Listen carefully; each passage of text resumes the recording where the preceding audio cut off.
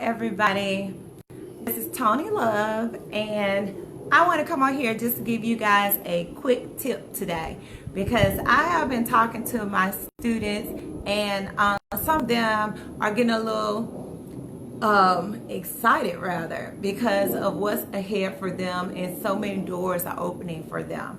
I have students now that are actually working in doctor offices. Can you believe that? When you think about your career as a cosmetologist or barber, you never probably thought that you could work in a doctor's office. I know back when I was in a salon, I never thought about working at a doctor's office. But yes, I have students. Hey, Alicia. I have students that work in doctor offices. They work in there on Mondays. And I just want to come on and give you guys a little tip to stay encouraged, because I am just seeing so many doors that are opening for my students. So if you notice today, I posted one of my students, Reba Kennedy. She actually has a contract with the VA. And she is just one of many of my students that have contracts with the VA. And what that means is that the VA sends them hair loss people that need service. And I just want you guys to just understand what that means. These student lives are changing. I mean, this is not your regular everyday go to the salon type deal. And I can't stress it enough. And then I have the two students that just weeks apart, one did $2,500 and another one did $3,156. It is no way that I would have thought that I could have gotten $3,000 for one client back in the day when I was doing hair. My clients would look at me like, what? So what happened, the VA actually sent them these clients because they have a contract. So I just want you guys as barbers and cosmetologists to stay encouraged, because you gotta get the information that you need. And I was talking the other day about my student Sharonda, and we were on the phone, and she was telling me that she had a client who kind of she had a stylist who was straight out of beauty school, and the stylist kind of wanted to quit because she thought $100 and some was a little much to pay for booth rent. So Shalana got a little emotional about it, and she sent me a copy of the email. And I told her, I said, look, this girl needs help. She's asking you for help, and you guys so caught up in the emotional side about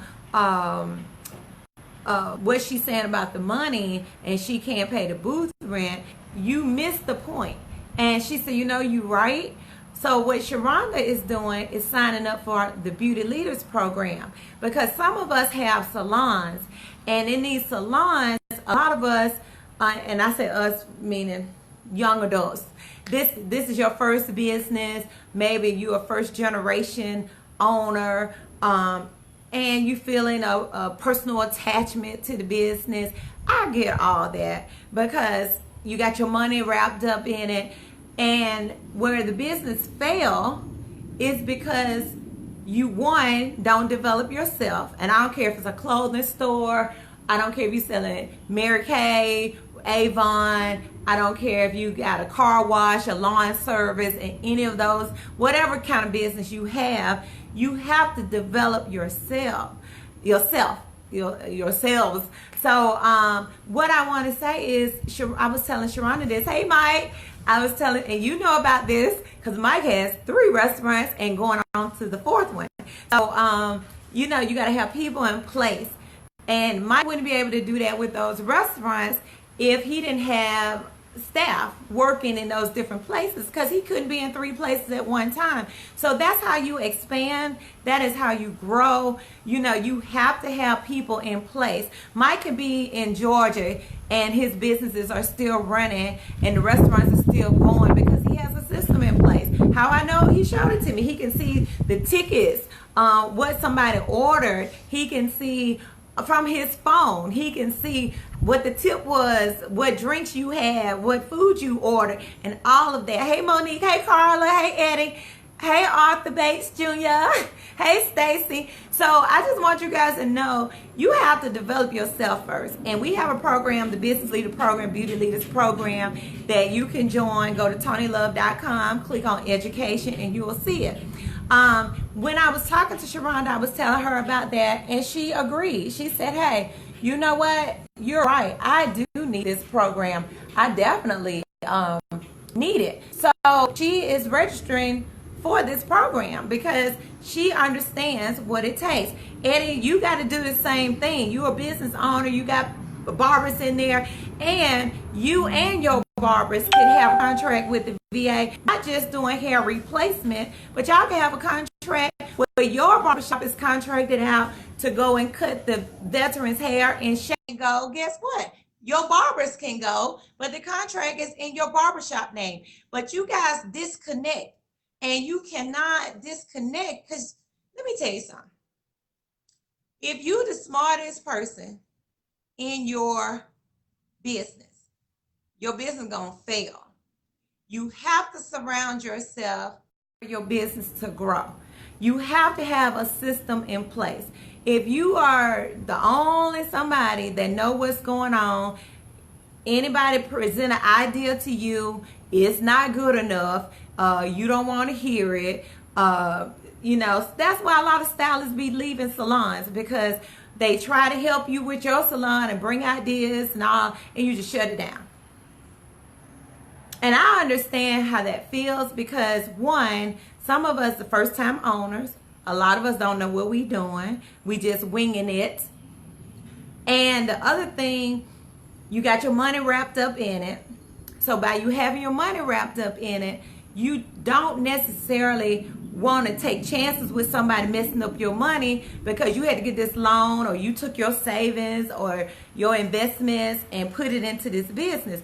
And I'm telling you, because I watched my mom surround herself with people much smarter than she was in certain areas to get things done. The museum, she's not an architect, but she said, hey, you know what? Y'all go do your thing. And you got to learn how to delegate and trust people.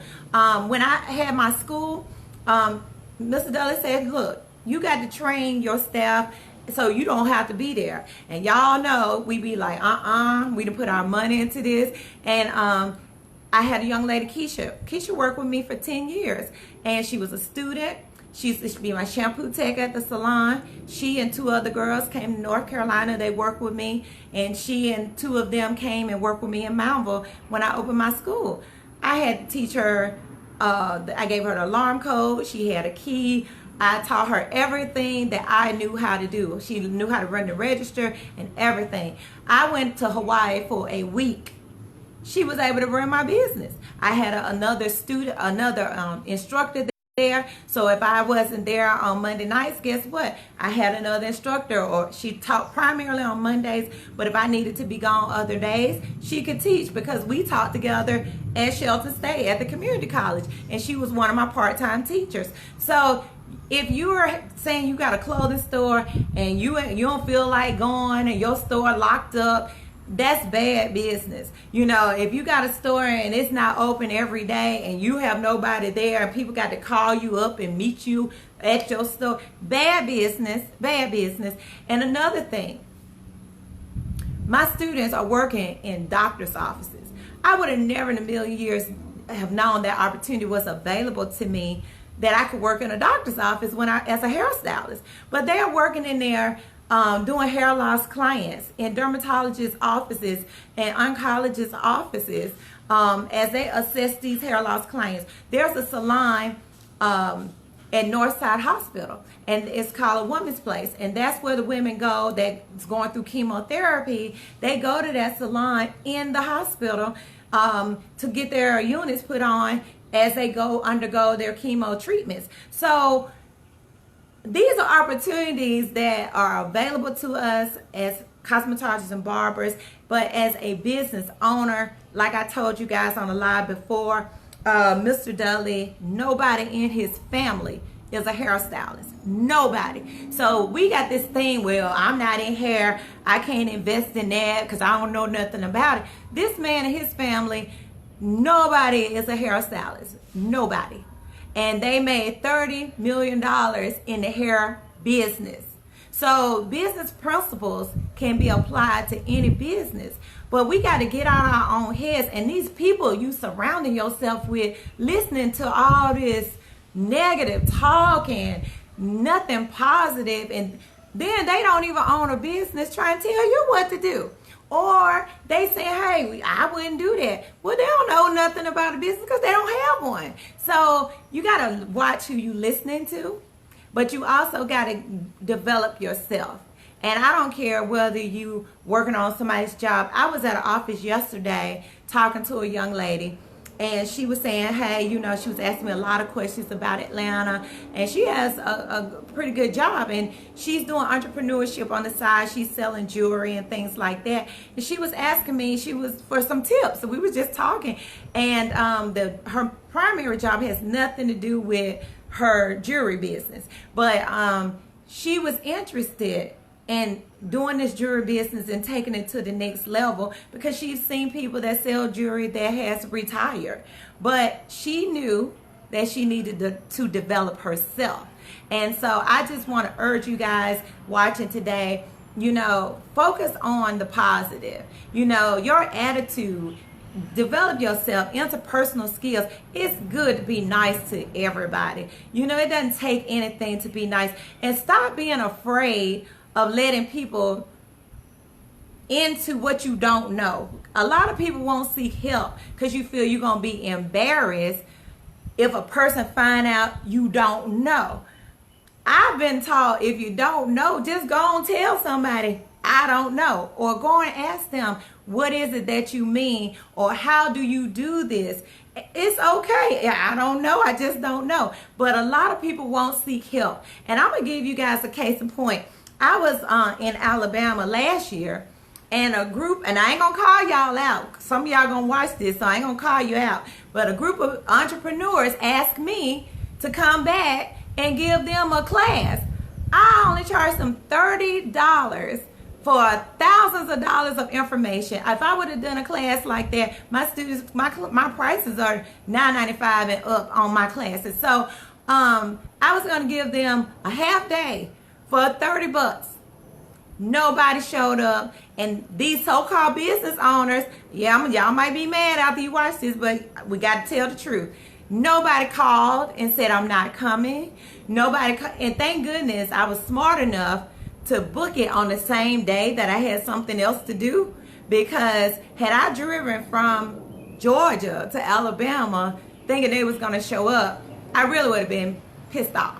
But because I didn't, I had something else that was, you know, like my primary reason for coming, it was still worth it, and I was still visiting my mom and my sister, but my nephew, but other family, friends. But the thing about it is, these so-called business owners, nobody called and said I'm not coming. Nobody called and said, or wrote to me on Facebook or text or something and said, you know, I'm not coming. Nobody paid in advance or anything like that. But yet I was invited. They asked me to come. So they're not ready. They're not ready. They need the Beauty Leaders program. And I'm going to tell you one more thing, one more tip. Again, if you are the smartest person in your business is going to fail. You cannot be the smartest person in your business. You cannot be the only somebody that think you know everything. The reason a lot of people leave the salons and barbershops is because people be trying to help you grow your business. They have ideas, you shut it down. They suggest something, that ain't gonna work. They tell you we should do this, you that. I tried that before, I ain't gonna do that. That ain't gonna work. You know, we just so full. And then some of us are first generation owners. So you got that attachment. It's mine, it's mine, it's mine. Well, guess what? It's gonna be yours by yourself. You're gonna be stuck in there by yourself. And all your staff gonna be gone, and you're gonna be looking around at the walls and wondering why you can't keep nobody. So you have to be open. You have to let people help you. You have to just say, I don't know if they, and then two, you got to identify your strengths and weaknesses. Whatever you're strong in, you do that. Whatever you weekend, if the other person's strong in that, let them do that. And that's how you grow a business. But there are so many other components to it. And again, you can go to TonyLove.com, click on education, and then you will see the Beauty Leaders Program. I'll work with you one-on-one if you want to do that. If you're interested in hair loss and getting contracts with the VA, or working in doctor offices, or just expanding your business in the hair industry and in hair loss, go to TonyLove.com, click on education and class registration. And then you can register for the hair loss certification class.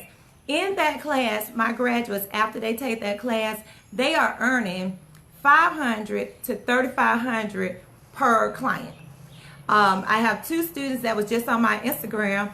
Andrea, she just got $2,500 couple weeks ago from the VA. That was one of her many clients.